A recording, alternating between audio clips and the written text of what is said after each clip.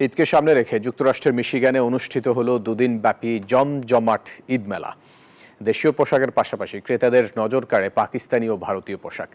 ঈদকে সামনে রেখে অভিবাসীদের পদচারণায় মেলা স্থল পরিণত হয় একখণ্ড বাংলাদেশে। যুক্তরাষ্ট্রের মিশিগান থেকে জুয়েল খানের তথ্য ছবিতে ডেস্ক রিপোর্ট।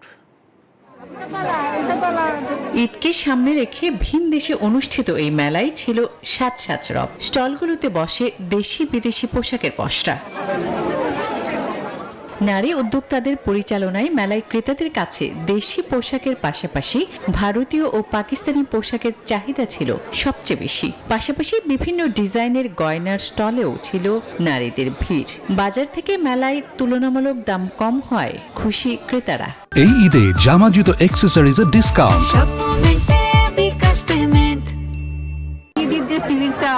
প্রবাসে এসে যে আমরা ফিল করতে পারি না, আসলে ঈদ বাজারে আসলে আপনাদের মনেই হবে না, আপনাদের মনে হবে আপনারা বাংলাদেশে আছেন। অনেক কিছু কেনাকাটা করলাম, লং ড্রেস কিনলাম, থ্রি পিস কিনলাম। কেন সস্তা আসলে পাওয়া যায়, দরকার পাঞ্জাবি শাড়ি, বাচ্চাদের পোশাকও আছে। পণ্য সামগ্রী বিক্রিতে সন্তুষ্টি প্রকাশ করেন উদ্যোক্তারাও। গত 4 বছর থেকেই আমি এই দেশে হলেই ইউনিক ঈদ বাজারের আয়োজন করে আসছি। আমি অনেক সাড়া পাচ্ছি। আমার কাছে যে কাপড়গুলো আছে সেগুলো হচ্ছে ইন্ডিয়ান, পাকিস্তানি আর বাংলাদেশি মিক্স। আমার আলহামদুলিল্লাহ শুনে অনেক ভালো, আমি অনেক হ্যাপি। শত শত নারী, পুরুষ এবং শিশুদের উপস্থিতিতে মেলা প্রাঙ্গণ পরিণত হয় একখণ্ড বাংলাদেশে। Desk report, news 24।